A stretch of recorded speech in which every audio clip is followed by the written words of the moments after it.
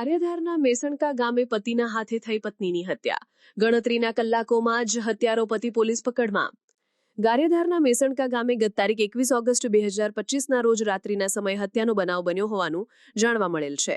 જાણવા મળતી માહિતી મુજબ મૂળ ખોડવદરી ગામના વતની અને હાલ મેસણકા ગામે વાડીએ ભાગ્યો રાખી રહેતા ખેતમજૂર સંજયભાઈ જીણાભાઈ પંચાસરાના હાથે તેમના પત્ની પૂનમબેનની હત્યા કરવામાં આવી હોય તેવી ફરિયાદ મૃતકના ભાઈ દ્વારા આપવામાં આવતા પોલીસે ધોરણસરની કાર્યવાહી હાથ ધરી છે.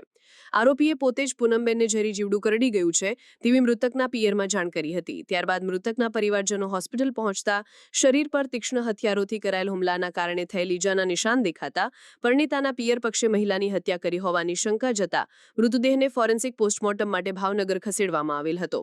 મૃતક મહિલાના ભાઈ દ્વારા તેમની બહેન પૂનમબેનની તેમના જ પતિ સંજયભાઈ જીણાભાઈ પંચાસરા દ્વારા હત્યા કરવામાં આવી હોય તેવી ફરિયાદ આપી હતી. જે અંગે પોલીસે આરોપી સંજયભાઈ જીણાભાઈ પંચાસરાની અટકાયત કરી તપાસ હાથ ધરતા આરોપીએ જ માર મારવાથી મોત નીપજ્યું હોવાનું તપાસમાં બહાર આવતા પોલીસે હત્યાનો ગુનો નોંધી વધુ તપાસ હાથ ધરેલ છે.